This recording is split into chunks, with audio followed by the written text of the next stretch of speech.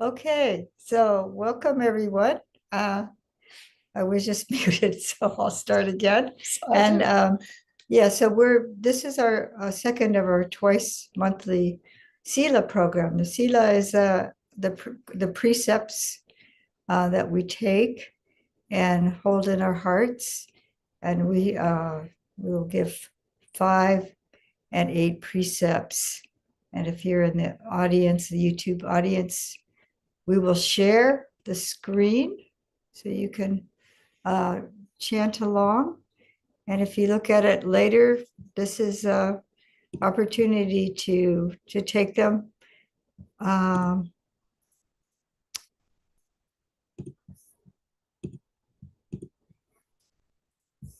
So here we are. We've got the precepts. And this basic Sila, the 5 precepts are essential, and they're embedded in the Noble Eightfold Path. Oh, do you want this? Yeah, so if you are live in a monastery and a monastic is giving the precepts, there's a formal request. We don't have anyone here today to make the formal request. Would you like to do that? I could do it on the behalf of everyone. Absolutely. Yes. Okay. So It's weird not to bow, so I'm gonna bow. So anyone requesting the precepts will bow to the monastic or to the altar if you prefer. It looks like we have somebody here. Okay, good. And yeah, John is here. Live. So John, I don't know if you want to unmute. You could be the one requesting if you care to. Would you be willing to do so? Sure, yeah. Oh, that's wonderful. So I was you going to can- do it on your behalf, but it's wonderful if you can do it. So are you wanting to take 5 or 8 precepts today? Oh, I can only do 5. Excellent. That's fine. That's great. So if you would, you can either do it in Pali, English, or both. And do you see on the screen the precepts, the requesting? We, Venerable Sister, request the 3 refuges and the 5 precepts. For the second time, we, Venerable Sister, request the 3 refuges and the 5 precepts. For the third time, we, Venerable Sister, request the 3 refuges and the 5 precepts. Sadhu. So I will recite Namo Tassa 3 times in Pali. And then if you wouldn't mind repeating that. And I'll join both, in that. I'll join in that. You'll support that. Yeah. Both in Pali and in English. Namo tassa bhagavato arahato samma sambuddhassa. Namo tassa bhagavato arahato samma sambuddhassa. Namo tassa bhagavato arahato samma sambuddhassa. Namo tassa bhagavato arahato samma sambuddhassa. Maybe actually. Oh, yeah, because John's voice is not coming through if I'm. Yeah, so why don't you let John, Okay. if you wouldn't mind just reciting that. Namo tassa bhagavato arahato samma sambuddhassa. 3 times. Namo tassa bhagavato arahato samma sambuddhassa. Namo tassa bhagavato arahato samma sambuddhassa.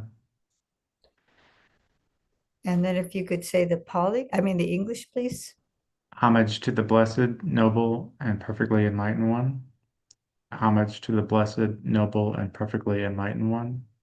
Homage to the Blessed, Noble, and Perfectly Enlightened One. Sadhu. So now I will recite line by line the refuges, and if you could repeat after each refuge in the Pali, and then just say the English altogether without me repeating it. Buddham saranam gacchami. Buddham saranam gacchami. To the Dhammam Buddha, oh, go ahead. Yes, go ahead. to the Buddha, I go for refuge. Dhammam saranam gacchami. Dhammam saranam gacchami. To the Dhamma, I go for refuge. Sangham saranam gacchami. Sangham saranam gacchami. To the Sangha, I go for refuge. Dutiyampi buddham saranam gacchami. Titiyampi buddham saranam gacchami.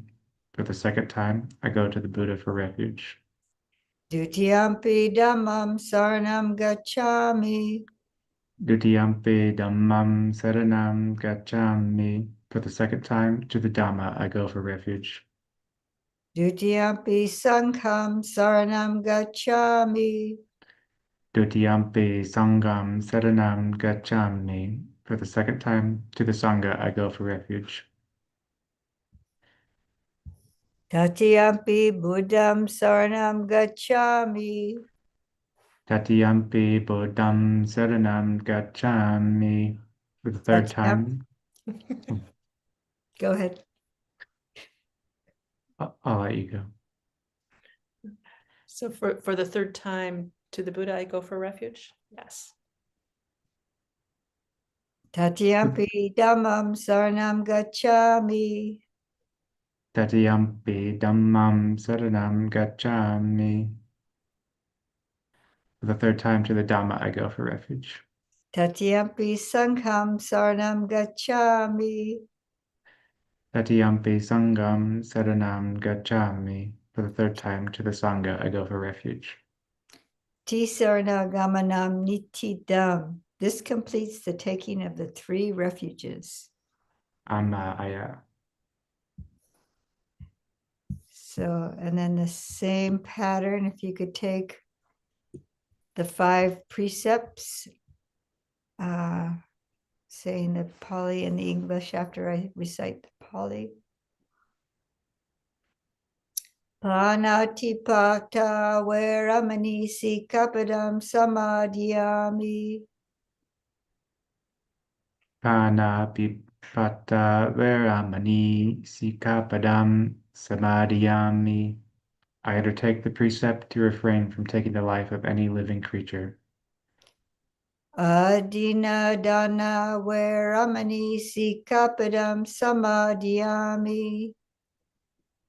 Adiyadana viramani sikapadam samadhiyami. I undertake the precept to refrain from taking that which is not given. Kame sumi chachara veramani sikapadam samadhyami.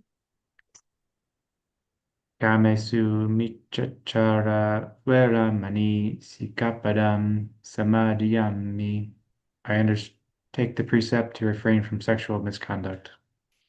Musawada veramani sikapadam samadhyami.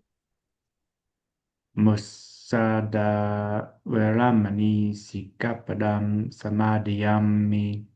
I undertake the precept to refrain from false and harmful speech. Suramirya majapamadatana veramani sikapadam samadhyami. Suermera maja pamadata veramani sikapadam samadhiyami. I undertake the precept to refrain from consuming intoxicating drink and drugs which lead to carelessness. Imani pancha sikapadani. Silena sugatin yanti, silena bogasampada, silena nibutin yanti.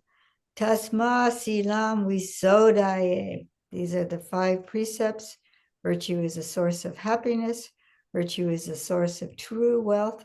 Virtue is the source of peacefulness. Therefore, let virtue be purified. Sadhu, sadhu, sadhu. Sadhu, sadhu, sadhu. So this is essential to the path. And I see Amy has joined. Do you want to see, are you gonna Pardon me? do the 8 or are you gonna just do 5 this week or? We could just do, unless Amy wants to do 8 precepts.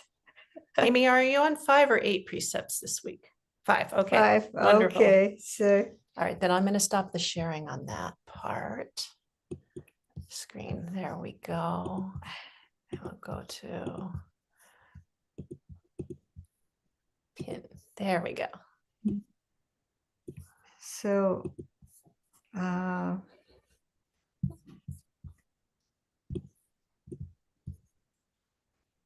Ayya and Yannicka will be offering a reflection today. Sorry, Val. It's, I don't know, I always get so happy when I hear the precepts and the refuges recited. So if I can't stop smiling, that's why.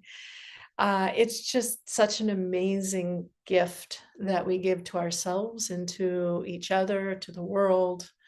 When we take these precepts, practice with them, and do our best to align them and eventually perfect and purify them. So what I feel is that what we're offering is safety. What we're offering is safety for our practice. I know if you're like me and any of the precepts have been wobbly, then you go to the cushion and what arises is that hiriyottapa, the sense of shame. Often it arises well before the cushion, but if it didn't, it'll be there. It'll meet you on the cushion. It does for me. Oops. Computers. Yeah, thumbs up. I agree with myself. It will meet you on the cushion because whatever the quality of the heart is what we encounter when we do our meditation. So we're providing a sense of safety to ourselves when we're practicing the precepts. And when we're out in the world, we're practicing safety for others by not harming, by speaking wisely and well, or at least in a truthful way. You know, when our interactions with each other and belongings are, protected by our Sila, then we're offering a gift of safety. And one of the things that I was kind of thinking, what would be up for people maybe today or in our world. We did have somebody who offered the meal, but just their schedule today, they weren't able to stay in person for this this gathering. But really what we noted was the world is a difficult place. So much of the time, even when things are going well, just kind of the nature of having a human body, the nature of having to have shelter, the nature of having to nourish the body, these are not always easy and perfectly seamless and happy things. So what came into my mind was the 4 Dhamma summaries. And I've got it here from this chanting book. I'm not recalling it's this. Ratapala. It's from the, thank you. Ratapala Sutta. Yeah, it's Yeah. absolutely wonderful. Ayya's got a great memory for which sutta is that from. Thank you, Ayya. The Ratapala Sutta, which, at a sutta study, we could go through that whole thing. But it's in the Majjhima Nikaya, and I can't remember the number offhand, but it is it's an easy to find one. I love that sutta because this wealthy householder's son gave everything up to go forth into monastic life. Yeah. And the background story is a king said, well, you're still young and Handsome. And yeah, he had 2 wives and wealth, and the family loved him, and he went forth into monastic life. And why was that? why was that? Well, this is what he was kind of seeing, and why he wanted to take a path of peacefulness, a path of renunciation, a path of liberation. And I'll read the Pali and the English side by side. Upaniyati loko, the world is swept away. Aduvo, it does not endure. Atano loko, the world offers no shelter. Anabisaro, there is no one in charge. Asako loko, the world has nothing of its own. Sabang pahaya gamaniyang, one has to pass on, leaving everything behind. Uno loco, the world is insufficient.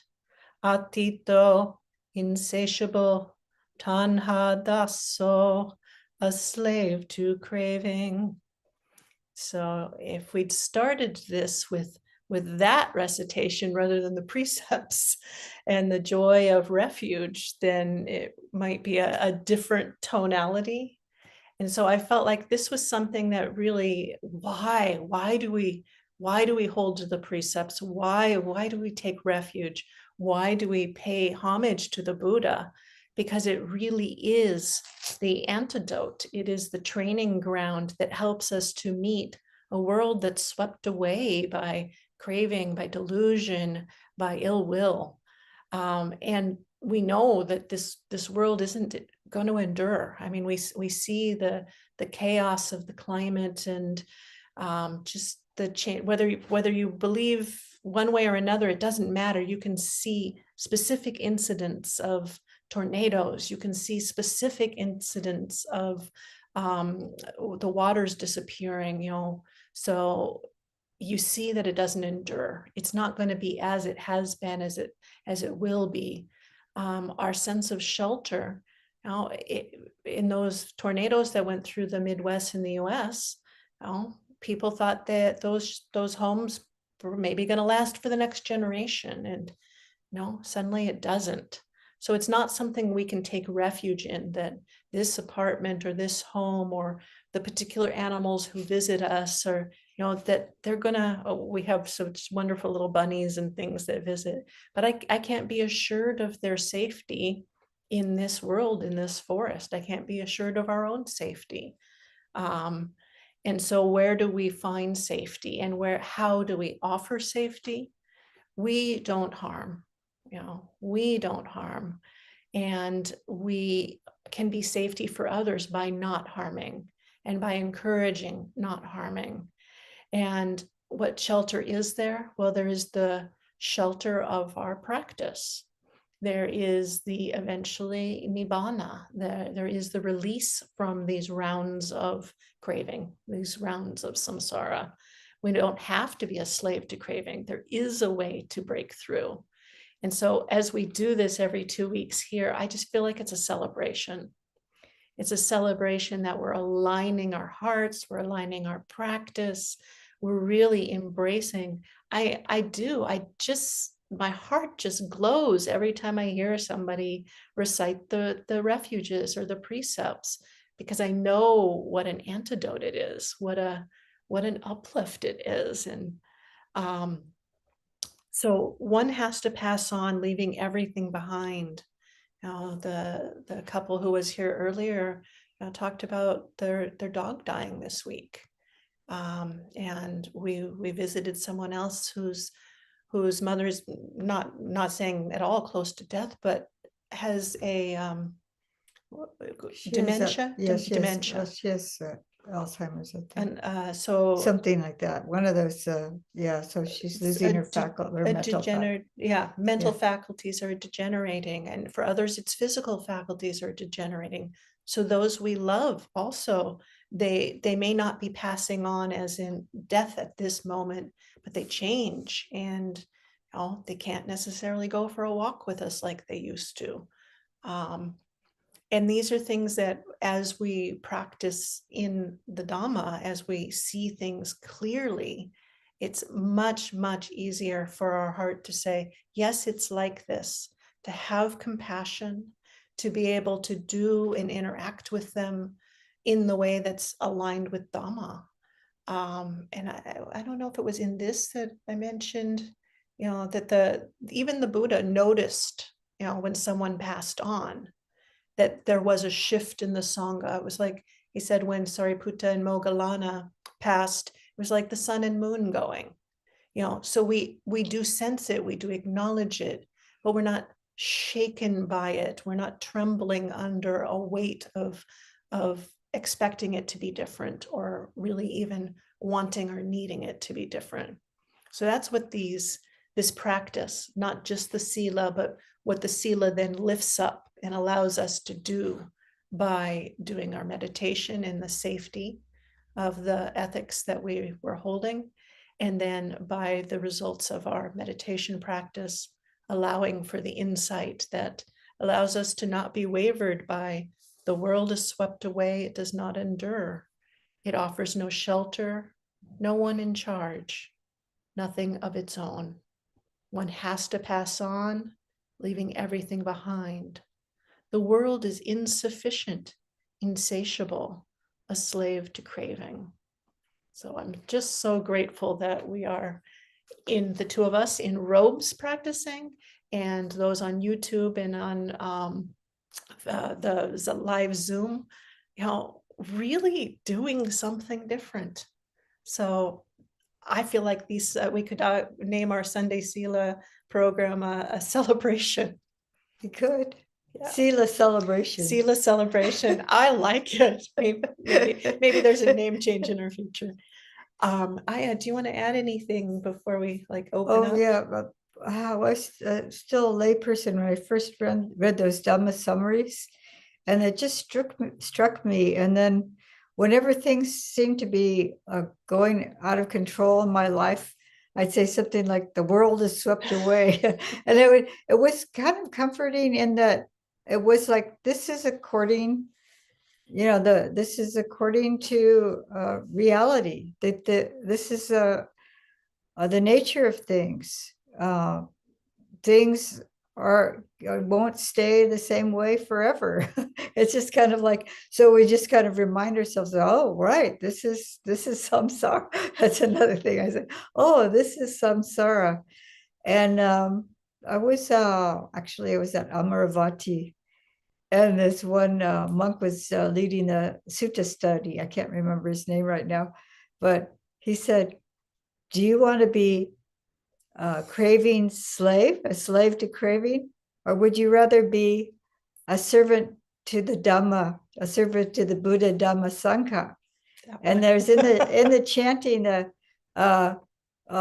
a, for me there was there's a part about being a servant to the Buddha, Dhamma, and Sangha. Yes.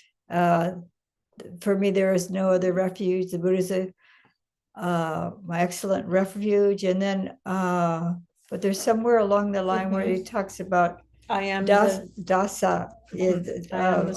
I am the servant of the Buddha, Dhamma, and Sangha. So we serve the Buddha, Dhamma, and Sangha rather than our craving. How much happier, because it's insatiable. The craving is insatiable.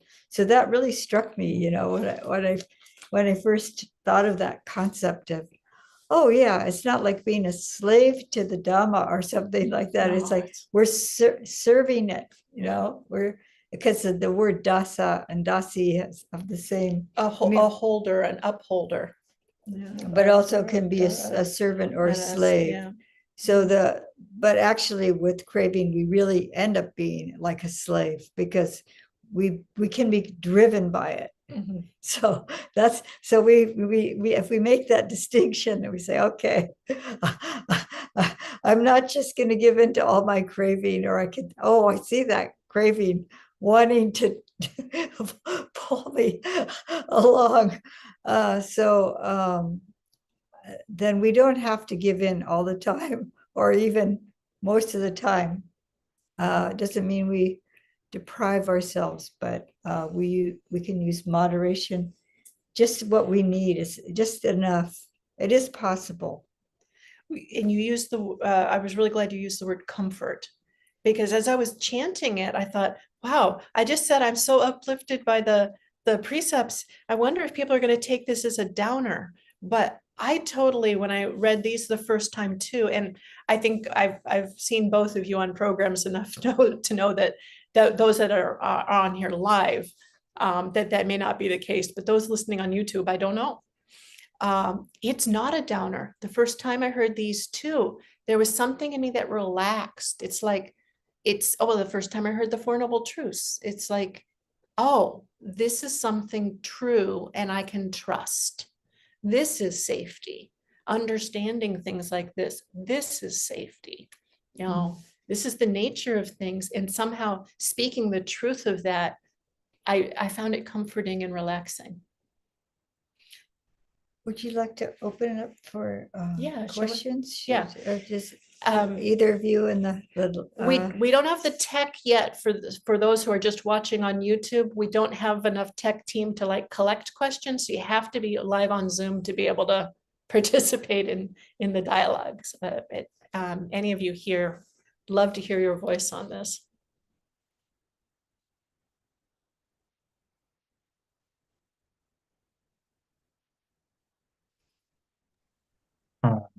I'll just say something about craving. It's it seems to go hand in hand with aversion, I've been noticing. And I've been switching lately when I'm out and about from trying to stay with the breath to just going back to metta, just like may you be well and happy. And it seems to like be the medicine that I need to like stop the ill will and aversion. I hope that's related. That's just what's been on my mind. I'm trying to like cement it further and further the more I say it. Yeah, that is very related. I definitely, I mean, we see in the suttas how metta is an antidote for these things. And the ill will and the craving, you know, they're in some ways was it Bhante Ujjayi who was talking about that, or I don't remember now. well, I just borrowed that Okay. because we were talking about samatha and vipassana like this, but the ill will is here and the craving is here, and the way it is, the way I understand it is, I don't want. I want it to be different. The aversion is not wanting, that has wanting in it. Wanting is not wanting, wanting it to stop, not wanting it to be different, wanting them to change, them to go away, them not to be, or whatever it is. That is still a form of craving. Or if they have something that I want, then I feel hostile towards them. So it is a form of craving. It's just a kind of in disguise. And so then the anger and ill will arise from that craving. That yeah. So if it's pretty primitive, you know, like to protect our turf or to get something that we want, you know, we might feel hostile and angry and attack the other animal that has the food that we want, something like that. But I'm aversive type too. So if I see something, I'm the kind of person that would walk in the room, and if the picture is slightly crooked, I would notice that that the picture is crooked. Somebody else would walk in and go, "Oh, that's such a beautiful picture. I wish I had that myself." That would be the greed type. The delusion type What picture? wouldn't see the picture at all. Anyway, but then the wanting would be, I want this to be in order, a particular way. I would feel averse to something being out of alignment or something like that. But it's because I want it to be a particular way instead. So yeah, so metta bhavana towards ourself. I noticed that this is, if we work with ourselves first, because we're in pain. I'd say sometimes I say to Ayya and Yannicka, oh, this aversive tendency is so painful. You start noticing the dukkha in it. So I hope that's helpful.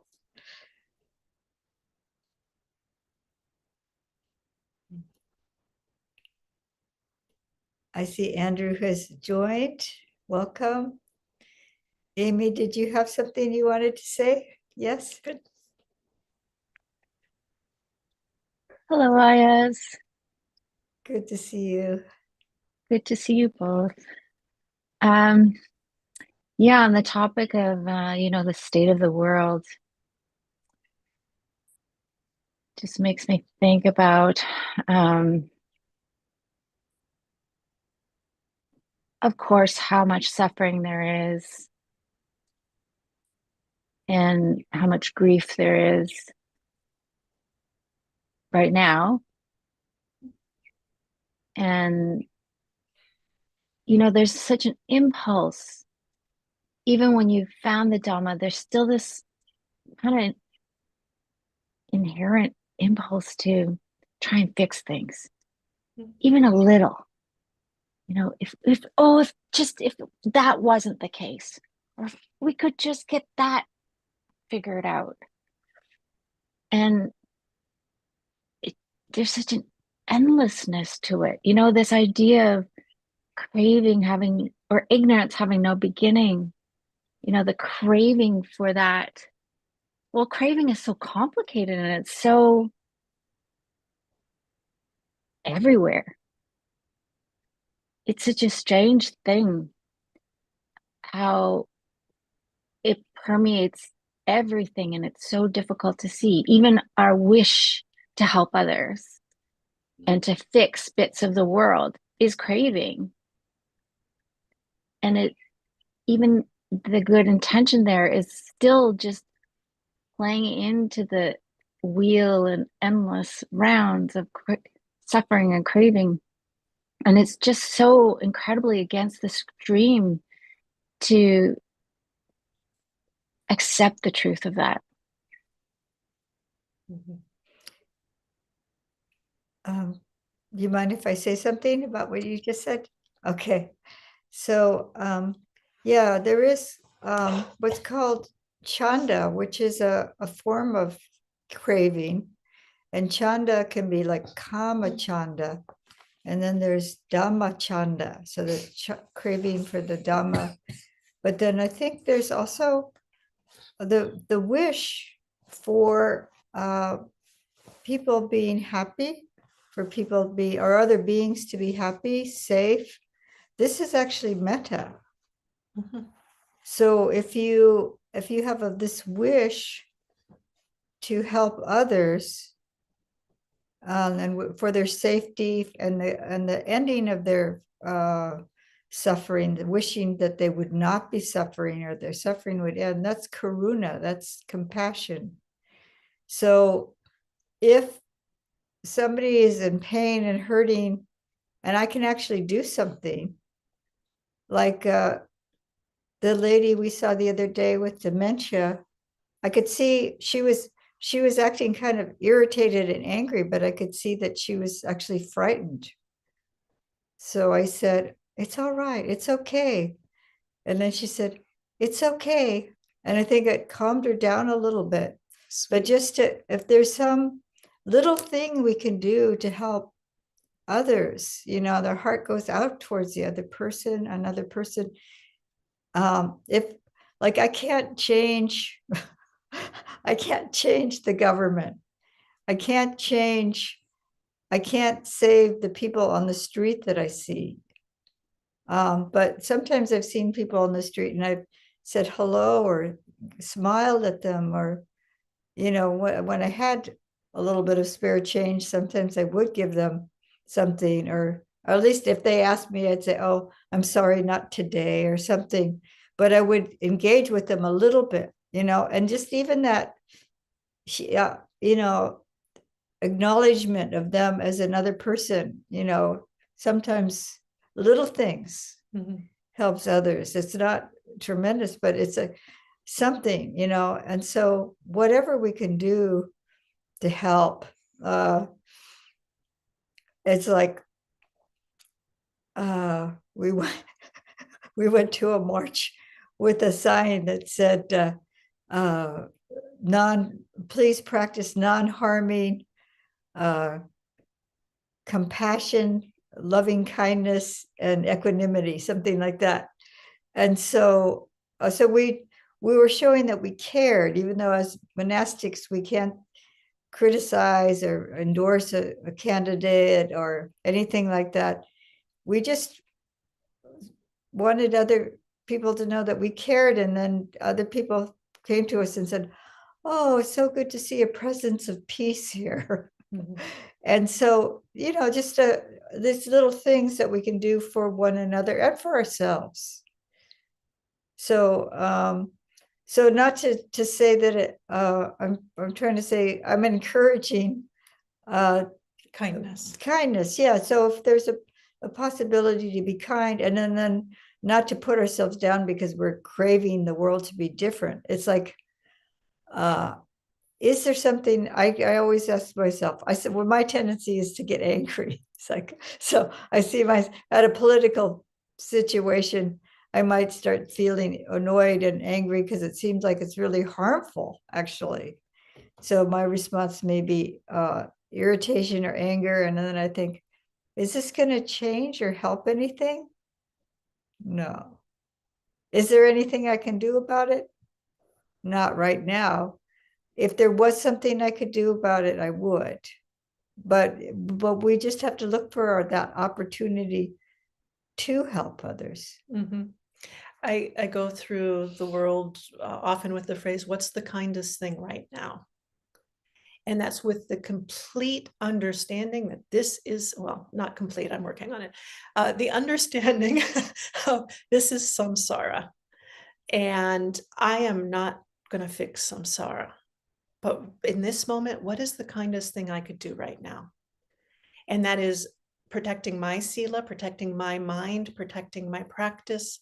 And it is engaging with someone else and giving them the opportunity to see something different, to experience something different.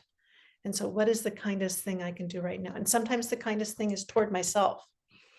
Sometimes it's towards the person that I'm in the same vihara with, or in the animals in the yard, or the people out on the streets that we see, we talk to. Sometimes that might be writing something to someone, or what is the kindest thing right now? And that's really helpful to help me also balance out my resources. Because when I'm asking about what is the kindest thing I can do, it has to be also including what is my capacity right now? Can I volunteer that right now? Or would I not be able to muster and nourish and be good to myself while offering that right now?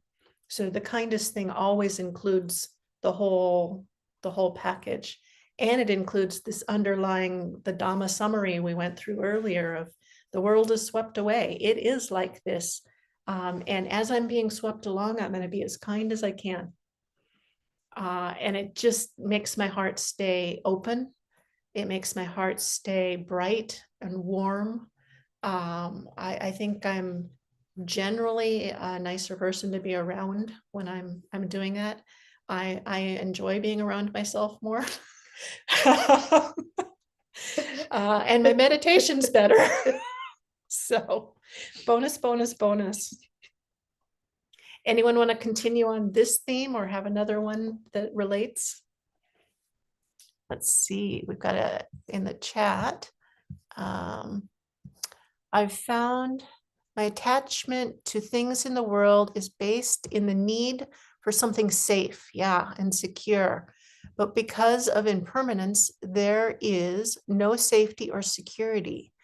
So to ease the mind's need for safety, are we to look for those things in samadhi and right view? Or is there another way to generate that from the inside? What a great question. Oh, that's good. Yeah, do you want to start? Sure. Yeah, I think you're, well, to acknowledge the impermanence, definitely, and just remind ourselves, oh, this is the nature of things. Things are impermanent. This is the, sometimes if I drop something and it breaks, I go, oh, well, this is Newton's law and the law of impermanence working together. Okay, this is the nature of things.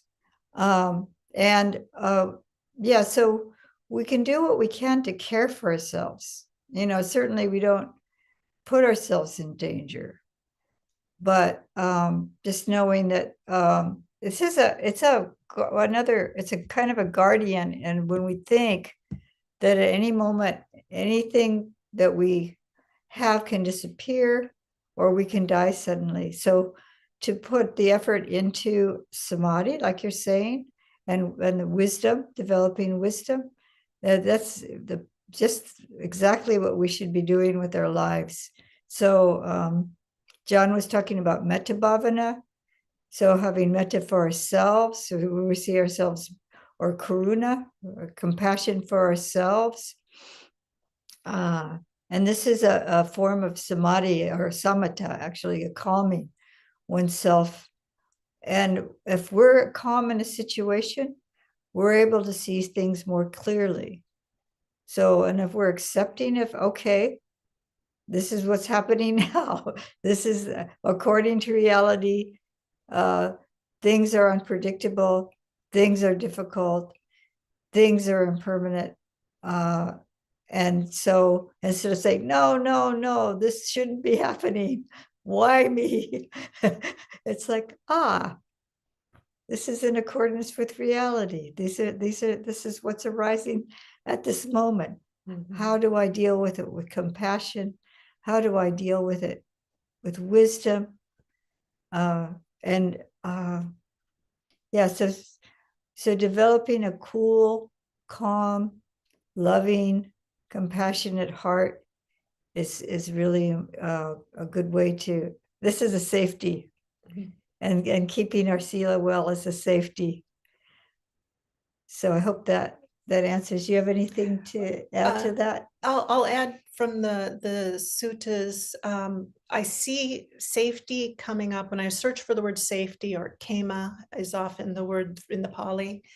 In the suttas, in the Tipitaka, it comes up in the context of Sila, that we're providing safety.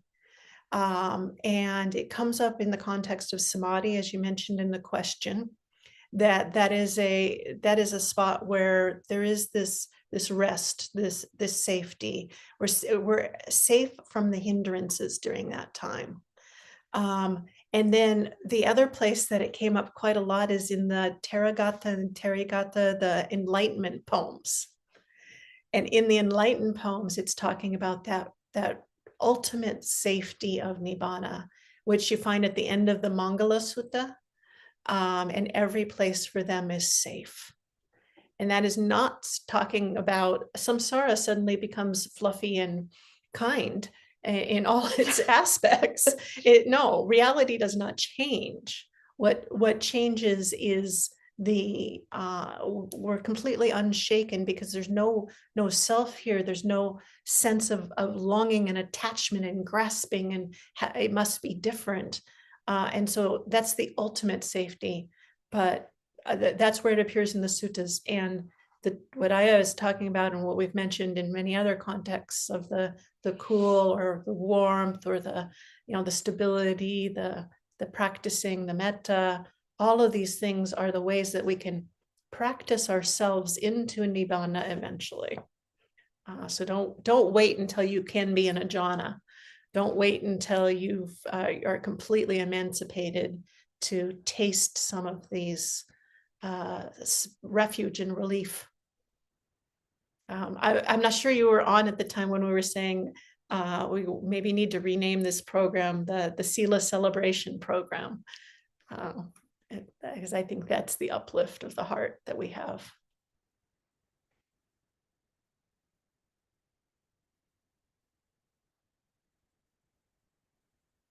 Any more questions or comments?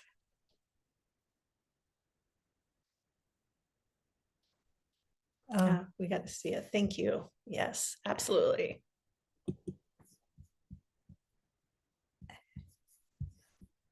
Oh, Amy? I think the renaming is such a good idea. Coming next time. I support that. Good. It is such a nice way to think about Sila. You know, I don't know if it's just a Western Protestant type thing. Where it's like, oh, you know, Sila means that I shall not, right? Oh, I Yeah. can't. This is verboten.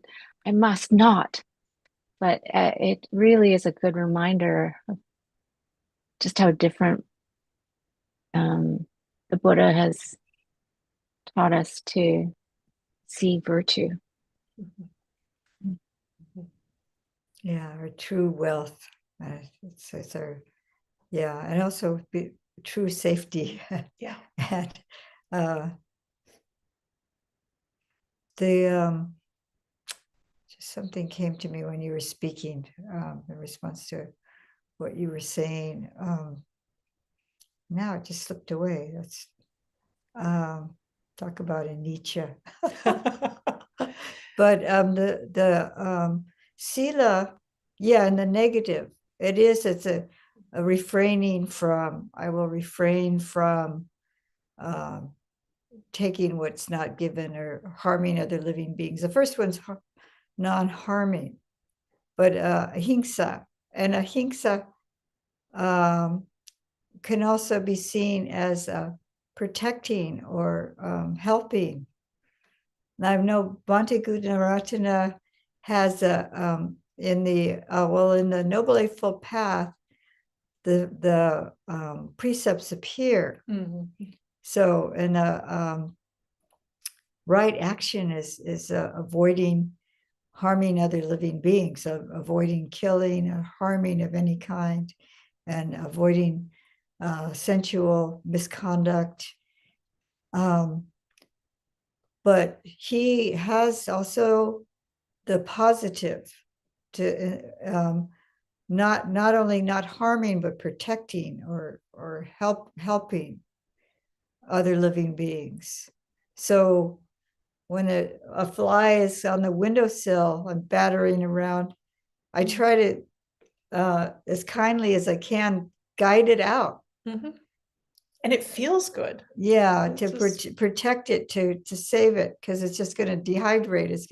It's battering its little head against the glass. So, and it's not just restraining myself from killing it. I feel like I want to help it. It transforms in our hearts, and rather than of refraining from stealing, and I think none of us here would want to steal anyway, but acts of generosity. Can I be also, it's contentment, the positive, to be content instead of desiring what's not ours, but also being generous instead of taking away from somebody to give. And rather than having false and harmful, harsh speech, we're speaking gently, kindly, with a heart of loving kindness. So we can take all the precepts and hold them in a positive light rather than I'm stuck. What it is progressive, because if we had been in a harmful, we'd been doing some harm. And when I was a teenager, I was kind of a naughty girl.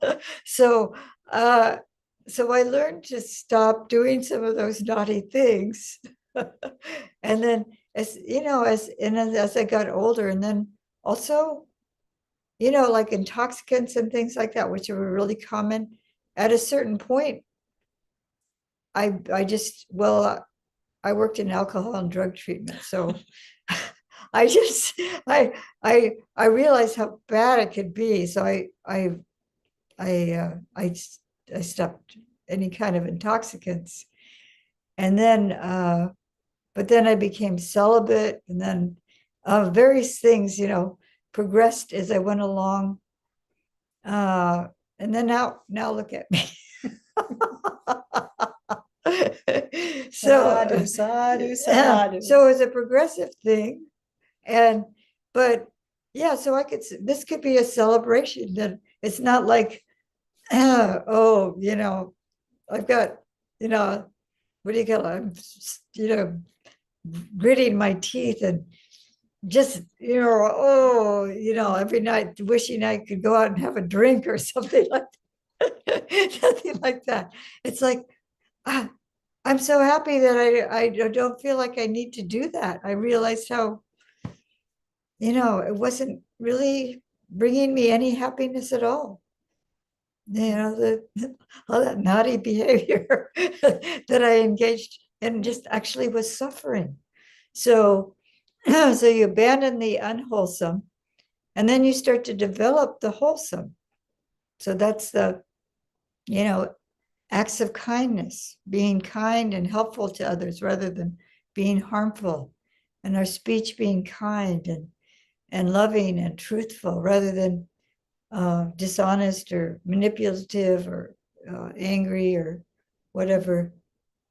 So everything we do is an act of loving kindness and of active compassion. So yeah, so it's not like you're saying, it's not like thou shalt not do this or that. So thank you for mentioning that. And it's definitely, even when you're like retaking the precepts over and over, it's not that you will never be tested and tried by the world. There will be circumstances, whether you're dealing with a government office or a neighbor or a letter you got that, something you saw on the news, something that came up in your own head from your history. It can try us, and that wanting to respond with a harshness will come up because we've had lifetimes of that conditioning. But what we're doing is a training, and what's so lovely about the precepts is it calls it a training. It's not you've broken a commandment when a precept is broken. This is a training rule to be observed.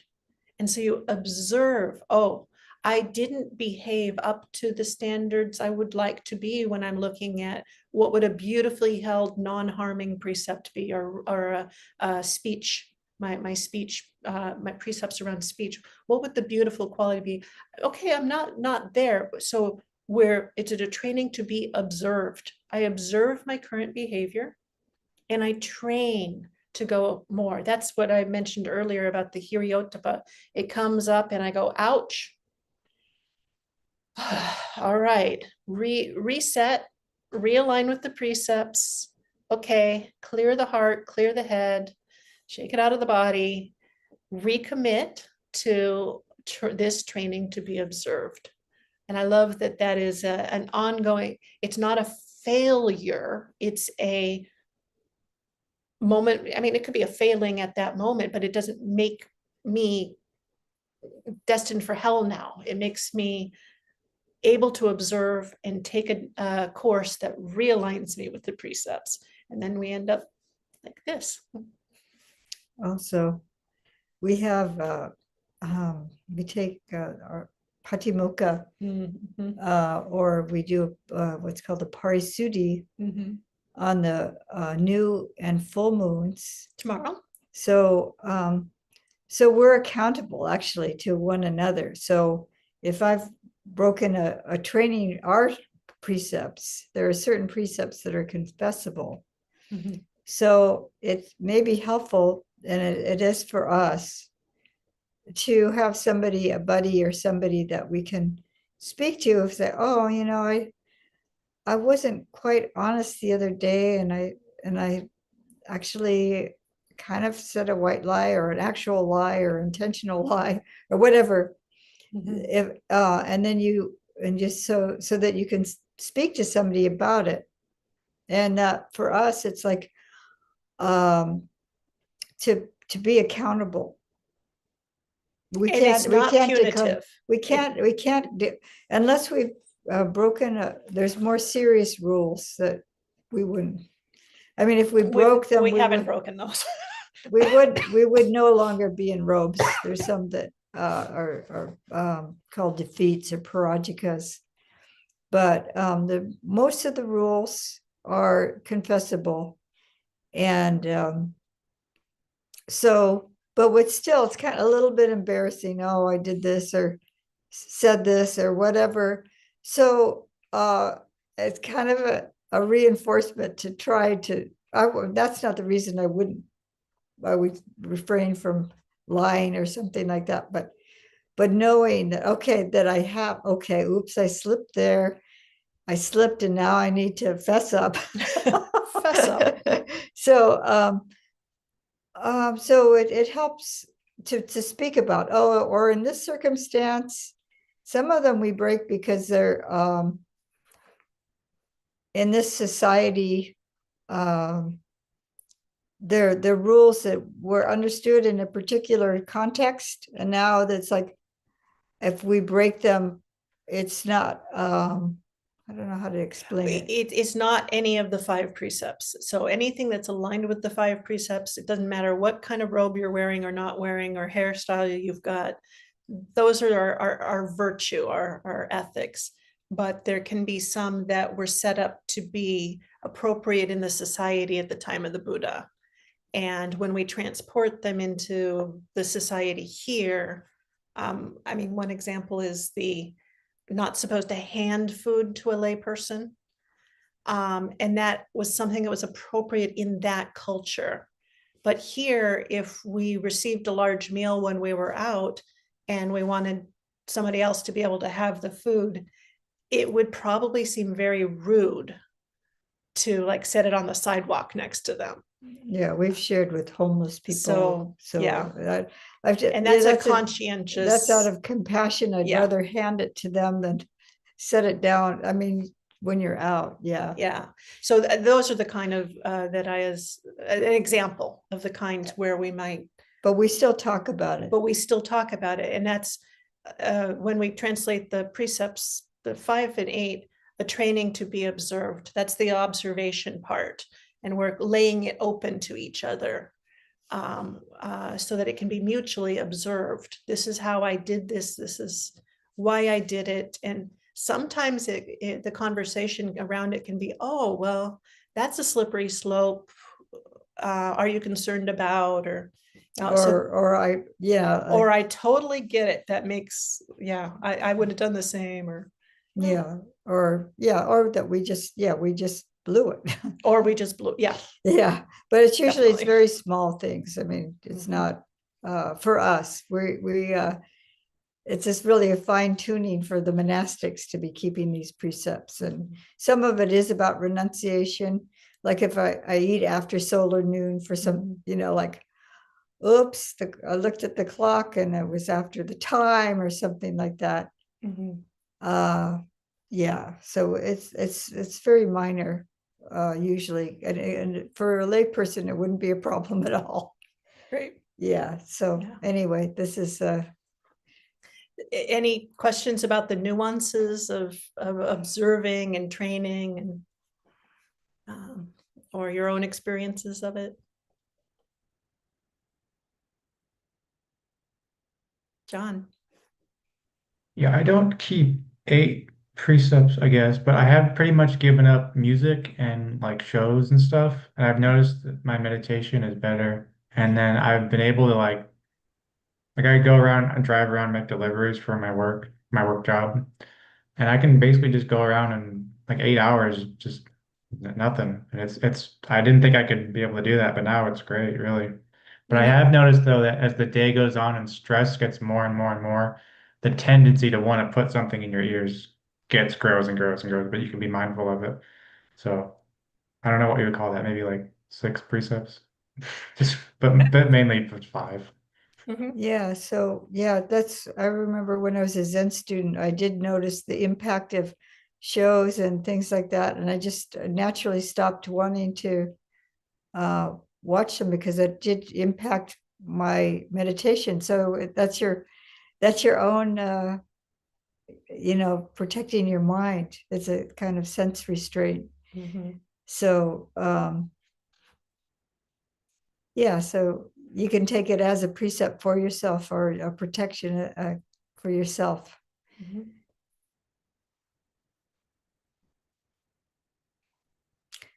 And you could be like internally saying metta bhavana or something like that. When you're, you might have some phrases that you repeat to yourself. Yeah, my go-to lately has just been may you be well and happy, either to myself or whoever I see. I just like point it at them, like may you be well and happy, maybe just Yeah. repeat it. It Mhm. tends to just like release the mind because I was trying to stay with the breath all day long, and that's I don't know, maybe it's just too subtle for me, but I had to switch to metta. Uh-huh. That's quite common and actually advised by meditation teachers I've had, is that being with the wet breath is wonderful. And if there's, because what's coming up when you're starting to feel the stress is a hindrance. And so then the metta is a very good antidote for that. And it's also a meditation object in itself. And also the breath can be a little bit too subtle if you do go into absorption practices. You don't want to do that when you're driving. It's just not wise. And metta, as long as you're not using it as an absorption, a practice, can be a pervading. So it's a wonderful practice for driving. And I had this image of like if you're delivering parcels, that with every parcel there's a delivery of metta. I think that is just amazing. Yeah, I used to, when I was driving as a layperson, I used to get really angry on the road. And then I started to extend metta to everybody, all the cars, everybody, as I was passing, may they be safe, may they be well, may they be happy, each vehicle. And then I'd be driving and someone would cut me off and I'd go, oh, may they be safe, may they be safe. Because they're putting other people in danger, but also themselves. So rather than cursing them and getting angry, it's just like, so metta is perfect for that because if you're directing it towards others, everyone you see, then you're in real time. It's a real time practice. It's a present moment practice. So yeah, it's a great idea. Another thing I wanted to mention is that walking meditation, and you might even, like break it up a little bit, like as you can do awareness in all situations, like really feeling that what you're picking up and carrying and feel, to just also shift a little bit occasionally to being aware of your physical activities. And then if you're getting out of your truck and walking up to a building or something like that, I don't know what your range is, but you can also throw that in as a practice. Just an idea anyway. Oh, I'm just trying to do whatever I can to calm the mind down. Oh, and just by the way, I don't have any absorption or any fancy super high advanced techniques like that. I'm just Yeah. yeah, sure. It's a gradual, that's why we call it's a gradual training. So yeah. And I would do the same thing that I did in regards to the metta while driving, but my core thing was anxiety. And so I'd be out on the road and I'd be anxious. And those metta phrases were a real help for me too. It helped calm me down and reconnect me. I felt a little more secure in my driving. I wasn't as carried away by the anxiety. So I think whatever your personality type, a dose of metta doesn't hurt.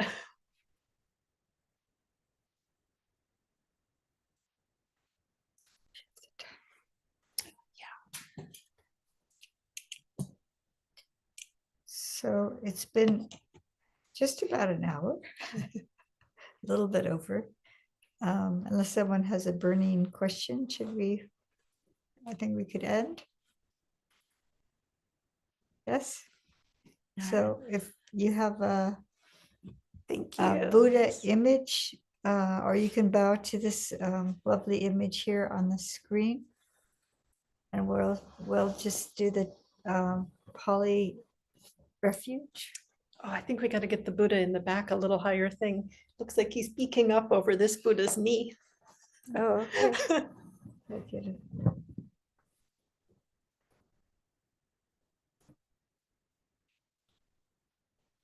Araham Samma Sambuddho Bhagava Buddham Bhagavantam Abhivadin Swakato Bhagavata Dhammo Dhammam Namassami Supatipanno Bhagavato Sawaka Sangho Sangham Namami.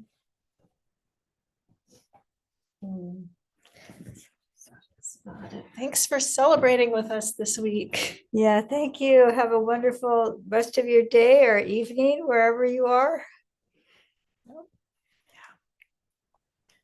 Thank you, Ayas. You're very welcome. Be well and have a lovely week. You too. Nice to meet you.